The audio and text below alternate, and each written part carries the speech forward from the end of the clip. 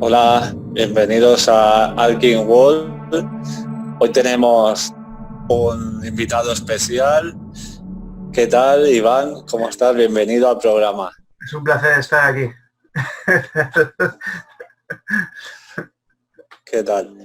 Y bueno, hoy vamos a hablar de los secretos del código Da Vinci, ¿no? Vamos a empezar hablando del priorato de Sion, ¿no? Bueno, según Iván, sí que existió el priorato de Sion. A ver, te voy a contar un secreto. Sí. Este libro te cuenta una parte que es verdad y una parte que es mentira. La parte que es verdad es que el priorato de Sion existió realmente. Hace siglos. Era una bahía con un edificio que hoy en día ni está operativo, ni existe la orden, ni los monjes que habían en ella. Ahora bien, el priorato de Sion al que hace referencia la novela, es Sí. al fraude creado en 1956 por Pierre Plantin, Tanta- que decía que él era descendiente de los merovingios y de Jesucristo y que quería ser rey de Francia. Aparte de un antisemita que estuvo a favor de los alemanes durante la Segunda Guerra Mundial. Era una bellísima persona. Era un megalómano desde pequeño. Un pillo más. Ten en cuenta que Sí. este nicho de información suele ser gente o bien que realmente se lo creen y están pillados, o Sí.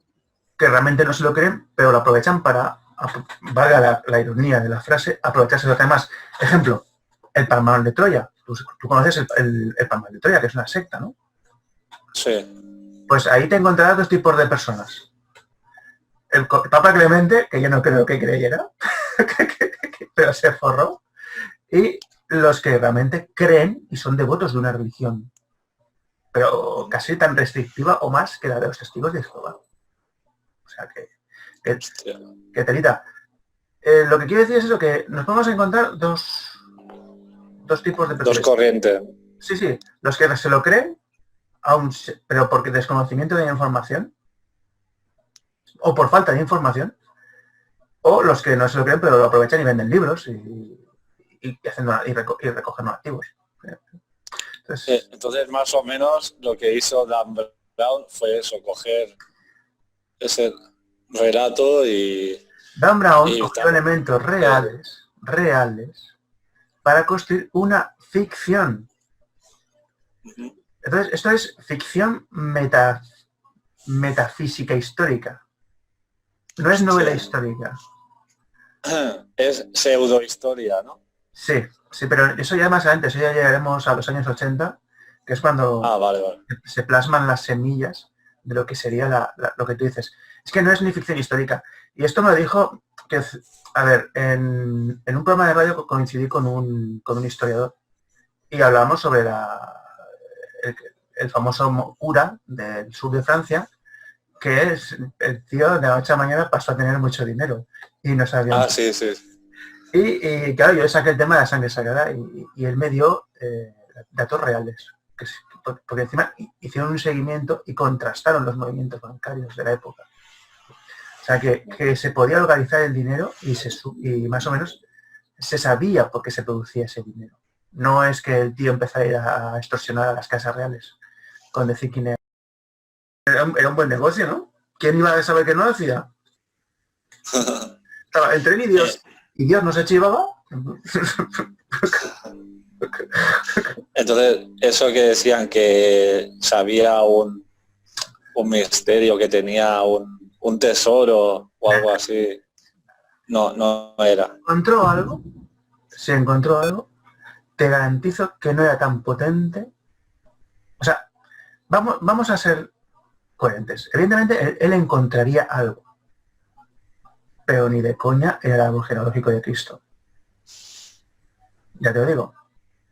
Encontraría un resto, algún documento comprometido histórico que tiraría una verdad histórica, Por ejemplo, pues aquí la versión oficial de por qué los ingleses se fueron de Francia es esta. No fue porque Juana de Arco los tiró, sino porque simplemente llevaban a un chanchullo por temas aduaneros o porque no tenían suficientes activos para ocupar Francia los ingleses. Porque claro, Francia es muy grande. ¿Tú te crees que había suficientes ingleses para ocupar Francia? Sí, es enorme. Sí.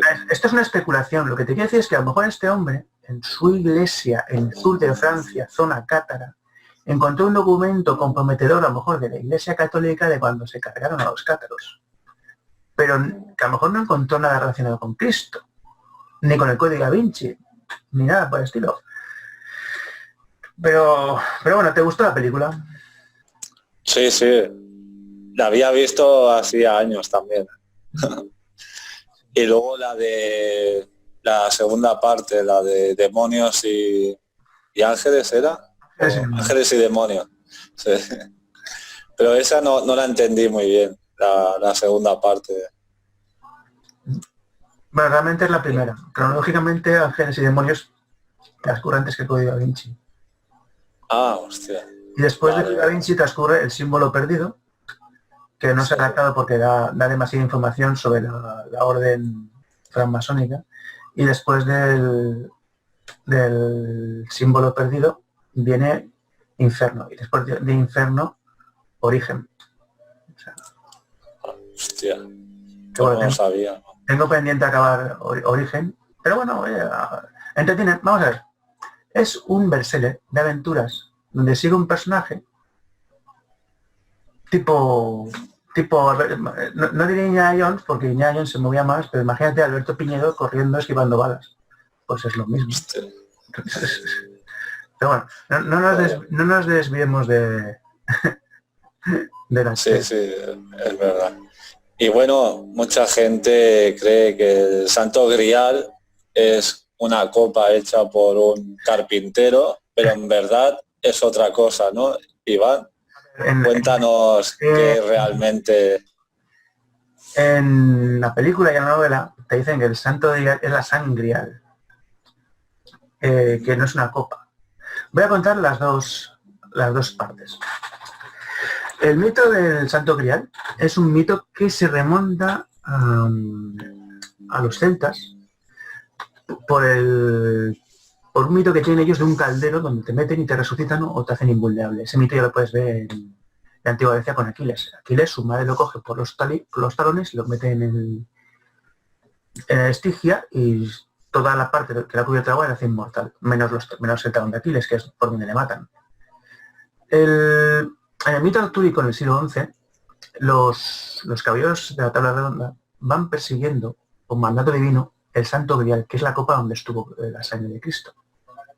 Es la primera referencia a que la sangre de Cristo estuvo en una copa. La famosa copa donde el tío María Magdalena, José y Matea, cogió la sangre de Cristo y ahí se quedó. Pero poco más. Es deterioro de información. ¿Tú te crees que los soldados romanos permitirían que se acercaran a recoger la sangre?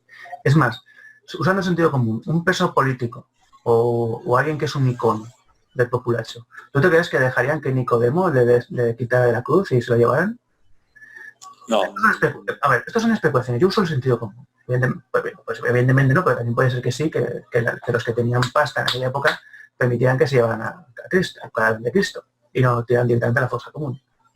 Ambas versiones me sirven porque realmente son puntos muertos. Estamos hablando de información del año 40 después de Cristo. Porque para empezar, no se lo cargaron con 33 años, se lo cargaron cuando tenían entre 38 y 40 años. Y esto se sabe por la datación de Herodes. Porque se sabe el año en el que Herodes hizo un edicto y por aquel entonces el personaje histórico de este pobre hombre pues tendría entre 3 y 4 años. Por eso se sabe la diferencia de edad. La cuestión es que el mito que te venden, como tú bien has dicho, en la década de los 80, con la sangre sagrada y la diosa de los evangelios, es que María Magdalena es la mujer de Jesús. Está embarazada. Sí que está embarazada de Sara, su hija, cuando este es ejecutado en la cruz. Entonces, mientras este hombre muere, se salen de Palestina, recorren el norte de África, llegan a Ceuta, entran por Cádiz, suben por Levante, llegan a Cataluña y de ahí tenemos la moreneta. Montserrat. Sí. Una virgen negra, ¿no? Sí. Una virgen, y claro, una virgen negra. Claro, por aquel entonces los judíos no eran blancos, eran como un modo más. Ahora atascados.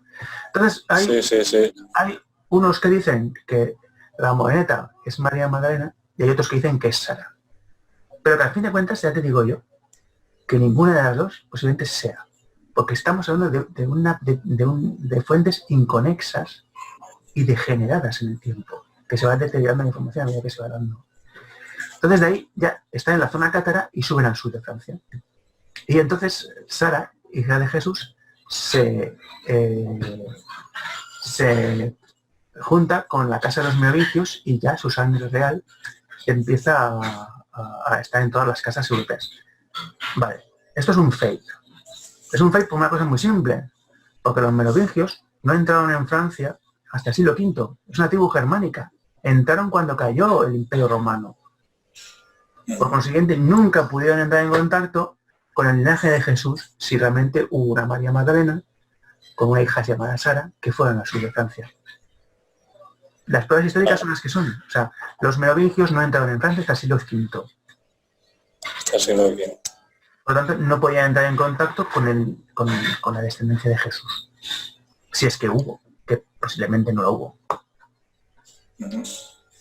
Pero claro. Pero ¿por qué es importante esto? Por una cosa muy simple. Porque para ser de la realeza tenías que descender de las divinidades. Ejemplo, en la antigua Grecia, todo pueblo tenía un hijo de Zeus.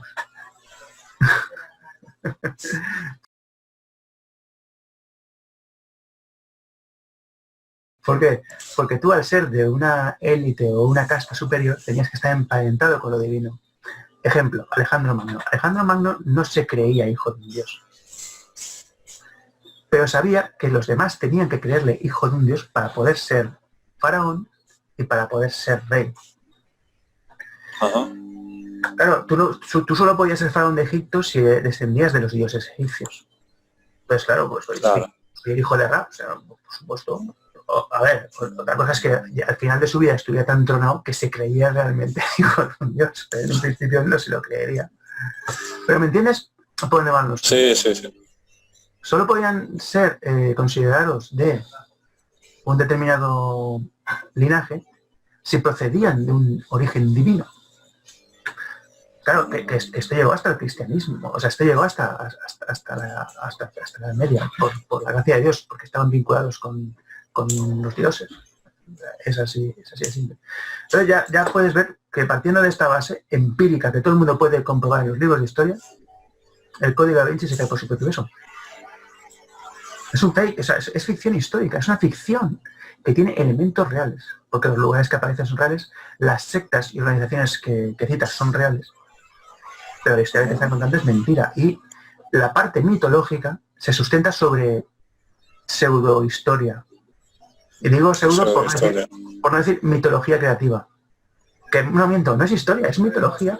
Han cogido entornos históricos con personajes mitológicos, porque partiendo de esa base es lo que tiene. Claro.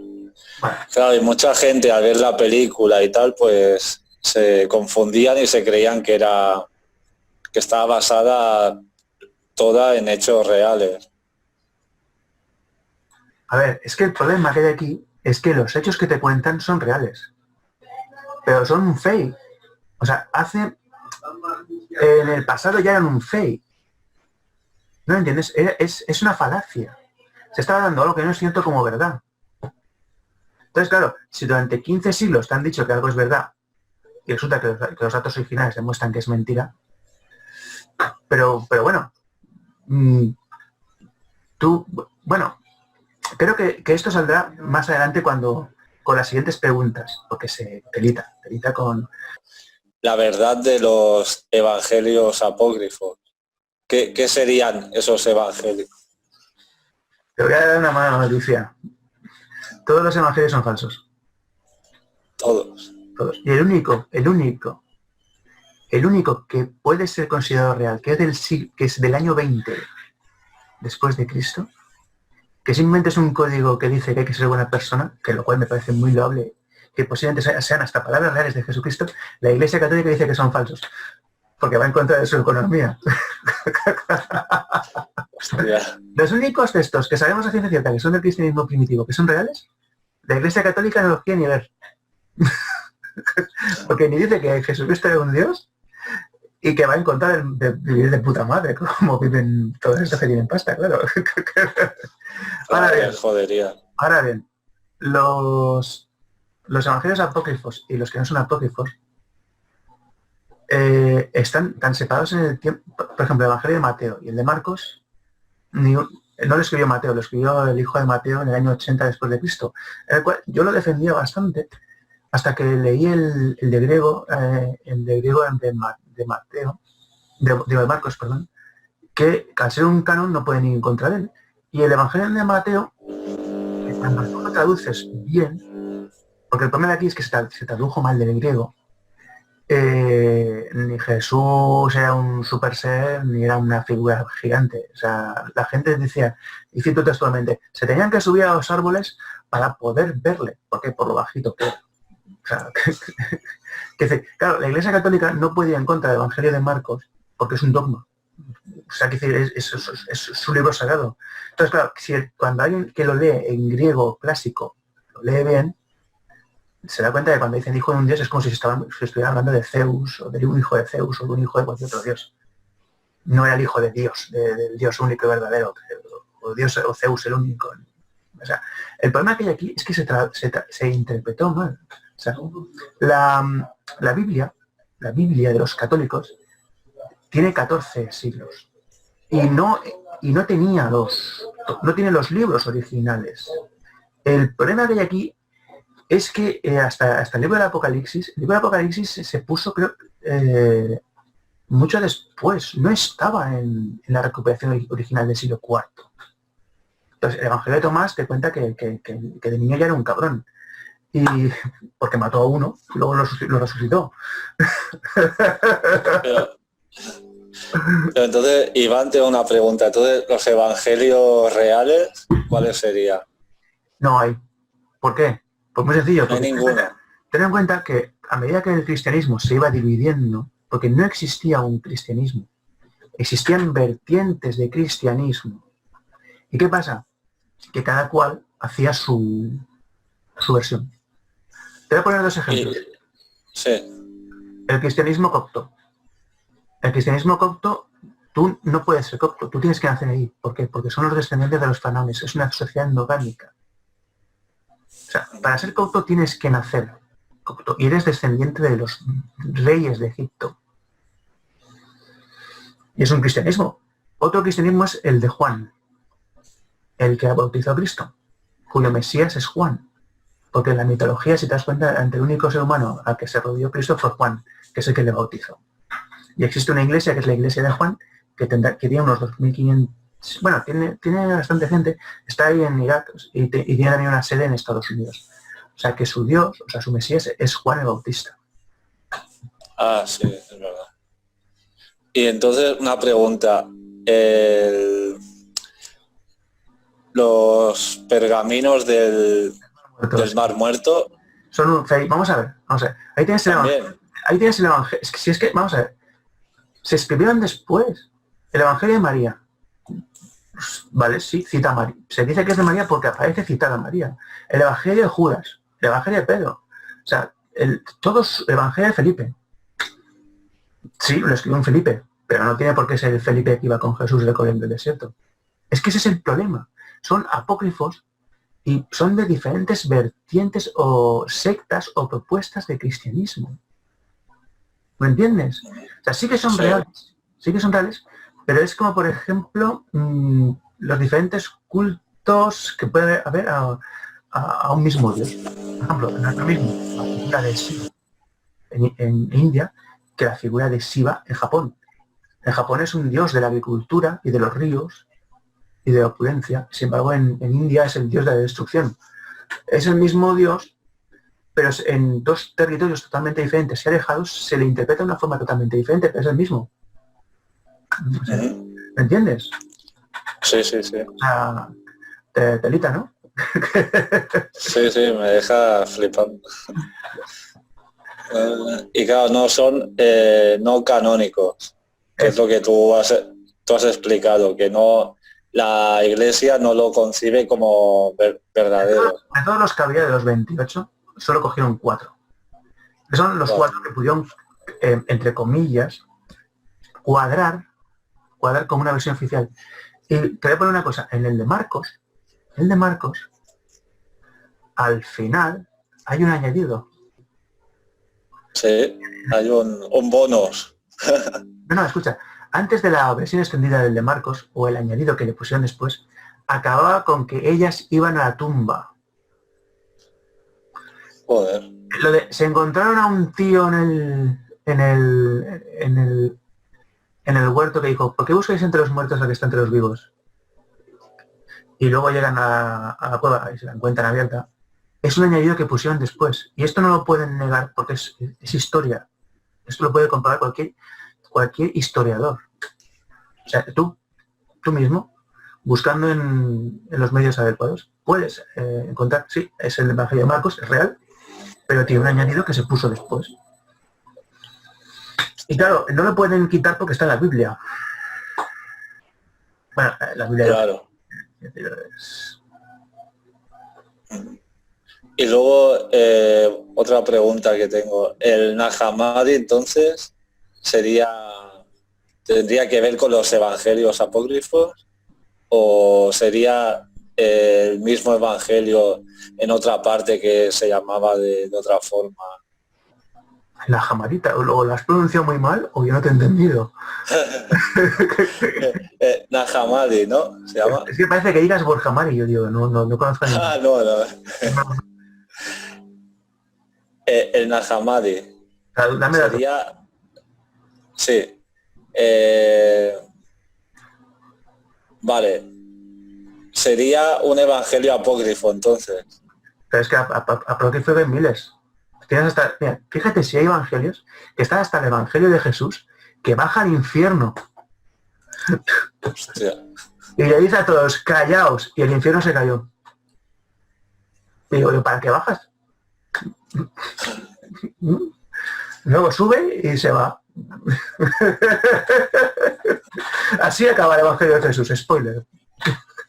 Ah, vale, ya. Son los manuscritos del Nag Hammadi, vale. Sí, pero vamos a ver. Pero es que el problema que hay aquí es lo que te he dicho. Esos manuscritos posiblemente no estuvieron en contacto con los cristianos primitivos, que se escribían a finales del siglo... Se escribirían a principios de mediados del siglo II hacia el siglo IV. O sea, porque ya cuando ya hay un espacio de tiempo entre el punto de origen y la onda expansiva, se necesitan elementos para mantenerlo. Ejemplo, la madre de Constantino, de Constantino, Santa Elena. ¿Qué hizo esta mujer con 84 años? Pues se fue a Tierra Santa y fíjate lo que encontró. La tumba de los 3 Reyes Magos, la cruz donde crucificaron a Cristo y ¿qué más encontró? Ah, y el Santo Sepulcro. Pero no eran reales. Encontró una cruz, sí, pero ten en cuenta que ejecutaban a 500 personas diarias. Lo raro es que tú, haciendo una excavación en Palestina, no encuentres una cruz. Claro. Es así de simple. Luego, los 3 Reyes Magos, según el cuento, los 3 Reyes Magos entregan los regalos y se van. No se van a quedar. Y luego la tumba de Cristo. Sí, la tumba de Cristo me hace gracia que si resucitó, ¿cómo vas a encontrar la tumba? ¿Ves? Claro, ahí... ¿Ves cómo cae por su propio peso el mito? ¿Lo entiendes? Sí. Te voy a poner un ejemplo. Sí. Alejandro Magno llega a donde estaba Troya y encuentra un templo Y ahí se suponía que estaba la armadura de Aquiles, que era un antepasado suyo. Se la puso y todos los griegos iban detrás de él porque iban detrás de un tío que era descendiente de los dioses con una armadura forjada por el dios Vulcano. Pero claro, eran analfabetos e incultos. Porque si hubieran tenido cultura, hubieran sido conscientes de que la armadura de Aquiles se la llevó Ulises puesta cuando se tenía la guerra de Troya. Entonces, ¿qué pasa? El poder de la creencia. Evidentemente, aunque sea mentira, si los demás están creyendo que es verdad, van a actuar en consecuencia de esa verdad. ¿Me entiendes? Evidentemente, cuando la madre de Constancio llegó ahí y encontró todo esto, era falso. Pero a ellos les daba igual porque lo que necesitaban eran elementos que demostraran la realidad de los hechos pasados. Punto de origen, onda expansiva. Estamos hablando de 400 años después de los hechos. Joder. Madre mía. Entonces, sí, los evangelios son reales, pero son reales porque se escribían en un margen de tiempo de 100, 120, 200 años después de los hechos. Y, ojo, leyendo en ellos hay una parte que puede ser verdad, pero ojo, la parte que es verdad es muy pequeña en comparación con el resto que se han inventado, que se ha recogido de la tradición oral. Bueno, espero haber dejado. Sí, está muy interesante además. Y bueno, el siguiente punto sería ¿de dónde viene Sara? Sara es bueno, a ver. Las religiones paganas adoran a la diosa, que es la madre tierra.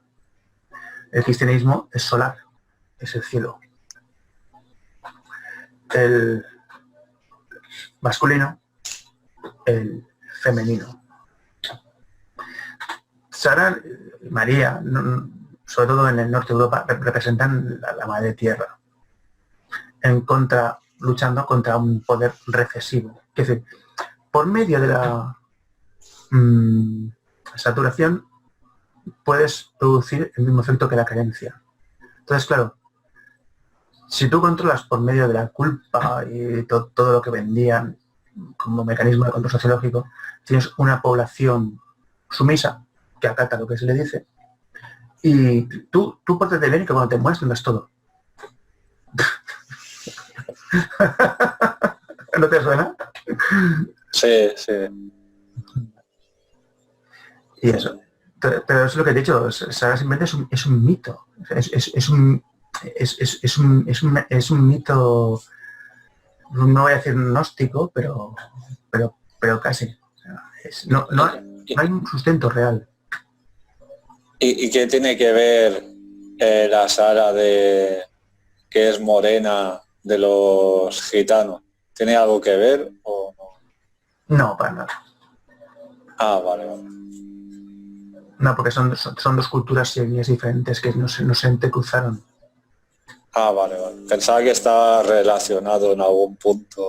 No, vamos a ver, como curiosidad te he puesto el ejemplo de la moreneta, pero es que vamos a ver. Pero porque es la zona cátara y sí que hay un punto de relación, pero es que estamos hablando de un mito.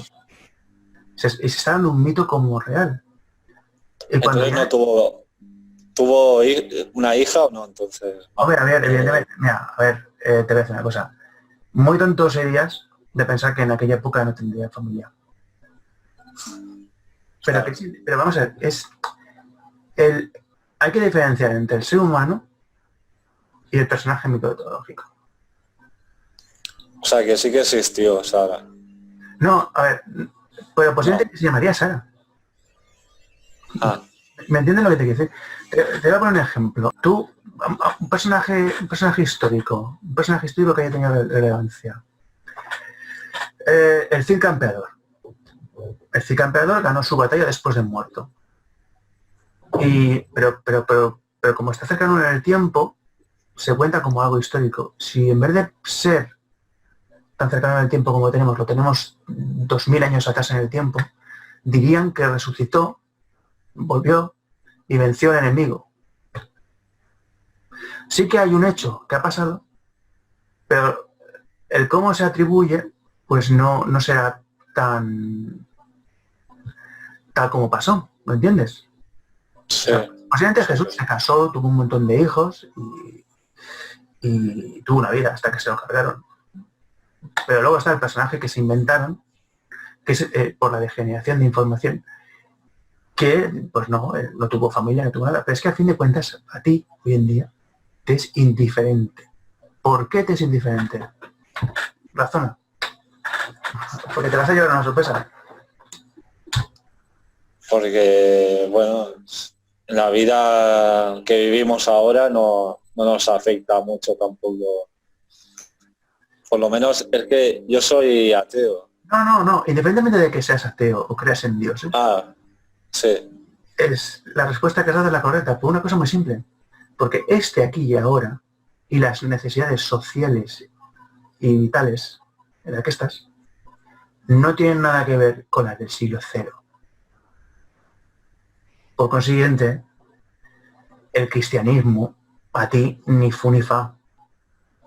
Porque Claro. ni influye en tu vida, ni tiene una repercusión social.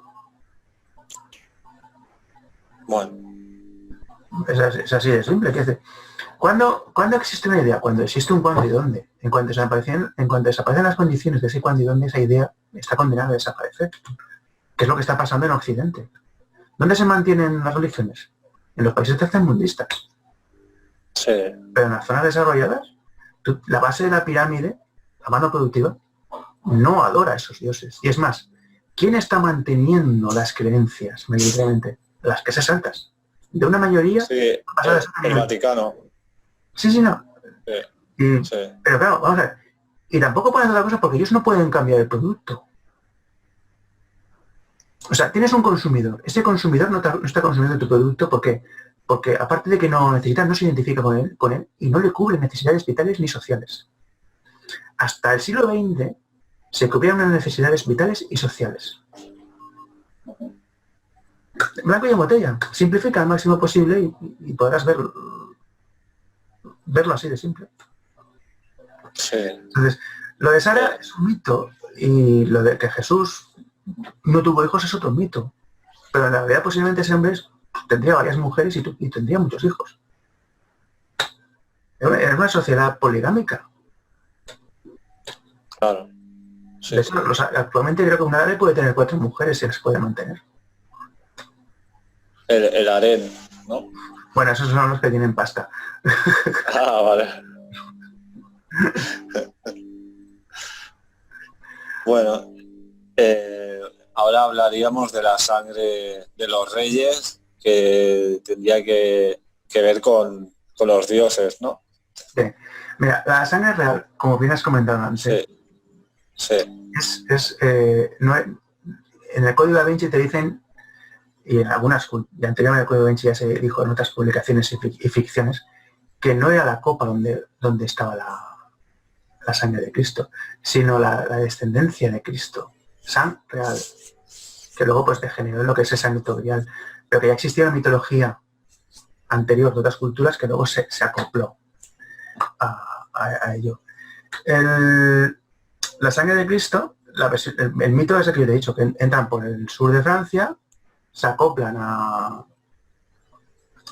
los merovingios y se extienden por el resto de monarquías europeas.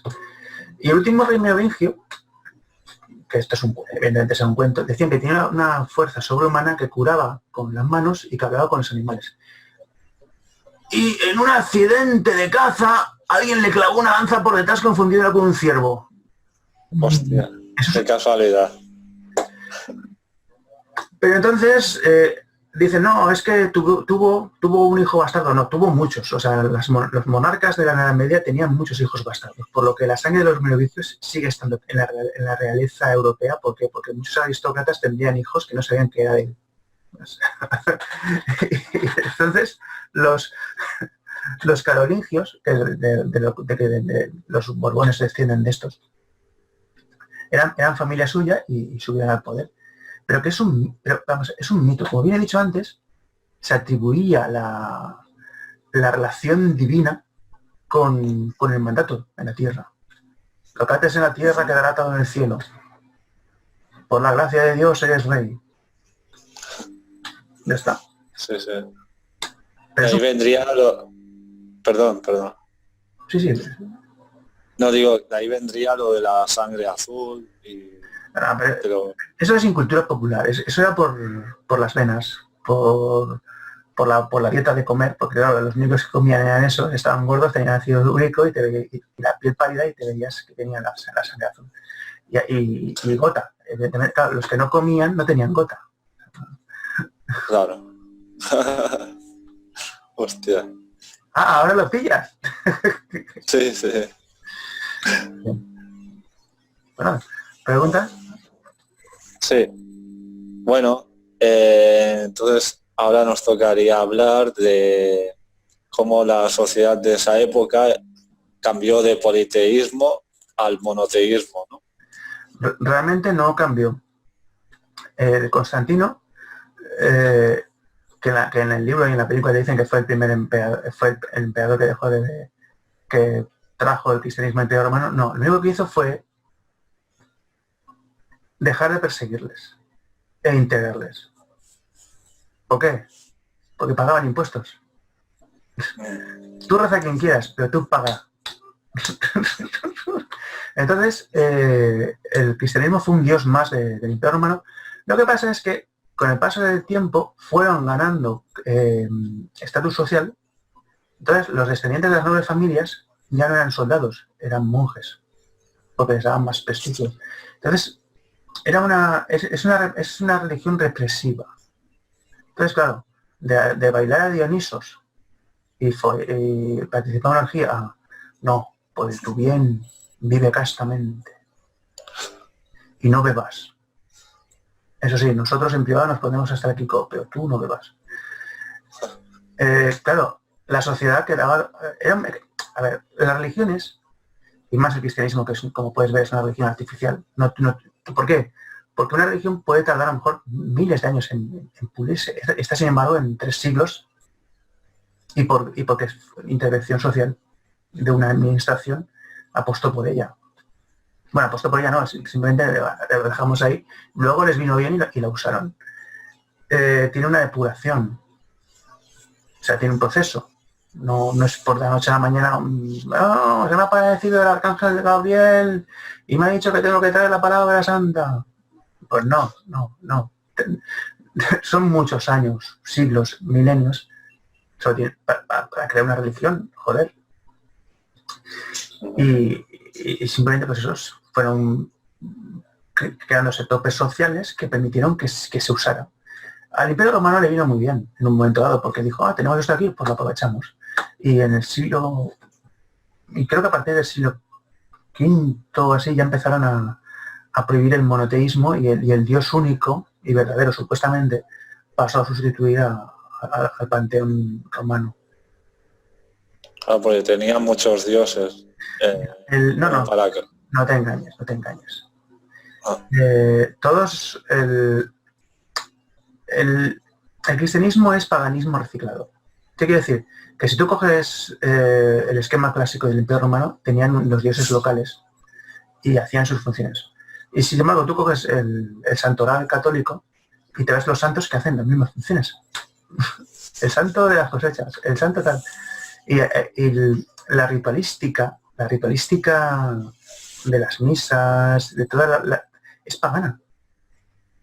O sea, tú coge el templo de el báculo que llevan, que es la Vía Láctea, y es el mismo que llevaban en los templos de Júpiter. O sea, realmente lo único que hicieron fue absorber los elementos del paganismo y estructurarlos en una nueva propuesta que a las élites les venía muy bien, a la élite política le venía muy bien y cuadró con el populacho. Si al populacho no hubiera cuadrado, pues lo hubieran sustituido por otra. Ya está.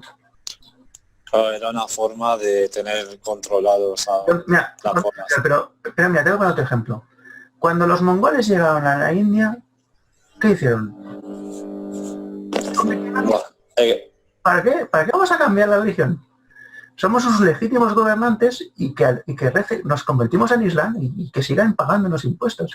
Cuando llegaban a China, ¿qué hicieron los mongoles? Traemos el budismo. Y así acabaron controlaban a los chinos, pues ya no te... Los chinos hasta que llegaron los mongoles tenían el sintoísmo. Entonces, ¿qué pasa? Que ofrecieron una propuesta nueva. Pero fíjate, el mismo pueblo, en dos puntos totalmente diferentes, oferta dos religiones totalmente diferentes. ¿Por qué? Porque a los gobernantes les da igual, ellos no están sujetos al código moral ni ético de esa religión. Sin embargo, el populacho, pueblo, voy a llamarle, sí que la absorbe. ¿Lo ves? Sí. Sí, tendríamos que hablar de la verdad del concilio de Nicea y si se manipularon los evangelios. Pues mira, en el concilio de Nicea pasaron muchas cosas. En la película y en el libro te dicen que ahí decían ya que Jesús era un mortal. No, a ver, en el concilio de Nicea se cambiaron muchas cosas. Pero hasta ese punto a Jesucristo sí que se le consideraba un ser superior, vinculado con la divinidad. Lo que no sabían era el nivel de vinculación con la divinidad. Si era el Hijo, si era el Padre, si era la misma persona. Pero que era una vinculación con un Dios, eso está claro. Ahí lo único que pasa es que se creó el chiringuito del Papa de Roma. Porque, ¿qué pasa? Que todos los obispos, de los 300 obispos que se reunían, eran todos de Oriente. ¿Y quién está cortando el bacalao en esa empresa? El de Roma. El concilio de Nicea es la creación de la iglesia artificial. O la iglesia de Pedro. ¿Cómo? Sí. Sí, mira, la iglesia de Pedro no es la iglesia de Pedro. Es la iglesia que se creó en el Imperio Romano. Ya está. Que nada tiene que ver ni con el cristianismo original, ni con las otras propuestas de cristianismo que existían en Asia y en Europa, y que con el paso del tiempo, la iglesia romana fue la que liquidó a la competencia y se quedó con el monopolio. Salvo en algunas zonas de Asia y África que sobrevivieron, como el cristianismo copto o otras propuestas de cristianismo. ¿Y por qué salieron las religiones, los cristianos ortodoxos, protestantes? Vamos a ver. Tú eres blanco, ¿no? Sí. ¿Y cómo eran los ortodoxos en el siglo III? Que era moreno. Tú no tenías, asiático. claro, tú no tenías nada que ver con ellos. Vamos a ver. ¿Cuándo y dónde?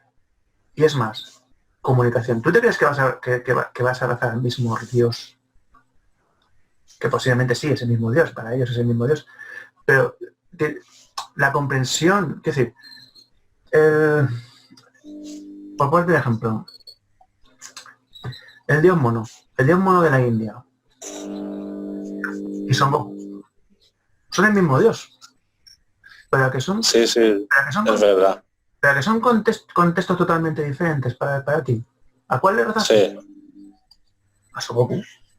Sí.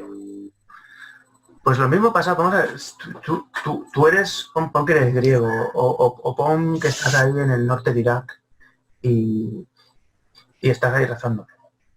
No, son dos percepciones totalmente diferentes culturales, no se pueden, no se compaginan. Es decir, el romano no podía comprender al pueblo que quería subyugar. Es así de simple. ¿Cuándo y dónde? Si, por ejemplo, el vudú que nace, la santería que nace en América en el siglo XIX, XVIII y XVII. ¿Por qué? Porque los dioses que tenían allí tenían que adaptarse a la sociedad en la que estaban, entonces no podían hacer macumba. Pues nada, es San Pedro, y estamos bailando delante de San Pedro. Y sacrificando cabras delante de San Pedro. Y pollos, y seres humanos en falta también. Y Jesucristo está ahí también. Pero ¿has visto? El mismo Dios tiene una percepción totalmente diferente en la santería. ¿Lo entiendes? Sí, es verdad. Sí. Es que en cada sitio tienen su rollo, ¿no? No, vamos a ver, son dos culturas totalmente diferentes. Tú no puedes, al obispo de Roma le daba igual los obispos de Oriente. Más que nada porque era, yo creo que el obispo de Roma en aquella época pues tenía más, digamos, inclinaciones políticas que religiosas. Y él quería ser el mandamás. Y bueno, ¿y dónde está el Papa? ¿Y dónde está el Vaticano? En Roma. Pero ahora ha ido perdiendo poder el Vaticano. Por eso. ¿Por qué ha ido perdiendo poder? Por lo que te he dicho antes. Porque no, a ti no te está dando nada por lo que te sea útil. Cuando en el siglo XIX decían en la religión el opio del pueblo, no lo decían en tono despectivo, sino lo decían en tono positivo. ¿Por qué? Porque aliviaba el dolor y curaba el espíritu. Era algo positivo. Porque claro, tú estabas trabajando 20 horas diarias, llegabas a casa y decías, Dios mío, dame fuerzas. Y eso te ayudaba, entre comillas. Claro. Bueno, pues no sé si tendrías algo. Creo que he dado la respuesta. Me gusta dar ejemplos porque por medio de ejemplos se puede asociar con eso. Pero bueno, sigamos. ¿Qué más nos da el...? Sí. Bueno, sería... A ver... bueno, sí, se manipularon los evangelios. Hombre, si ya en el de Marcos hicieron un añadido, pues sí. No, pero pregunta a cualquier historiador, te va a decir que sí. Claro. Pero partiendo de la base de que si están mal traducidos, aun suponiendo que no se han cambiado desde el siglo IV hasta el siglo XIX, ya de por sí están manipulados a hacer la traducción. Claro. Y bueno, no solo los evangelios, sino casi toda la historia. Hombre, cuando te he contado lo de Santa Elena, la madre de Constantino, sí. Ya, ahí vámonos. Oiga, señora, usted no sé, esa historia de que los reyes se fueron a Oriente otra vez, no, ¿cómo es que encuentra usted sus tumbas? Sí. Muchas gracias, Iván, por la información que nos has dado. Y ya sabes que esta es tu casa y cuando quieras vienes y nos das más información. No, gracias a ti por invitarme a tu programa. De hecho, espero que me llames para otro programa que te garantizo que sea igual o mejor, más interesante. Claro, y nos tienes que contar nuevos enigmas sobre esto del código Da Vinci, porque la verdad que está muy interesante. Sí, bueno, sí, espero te doy información. Pues nada. Gracias, Iván. Chao. Y bueno, gente, nos vemos en el próximo vídeo programa. Chao. Chao.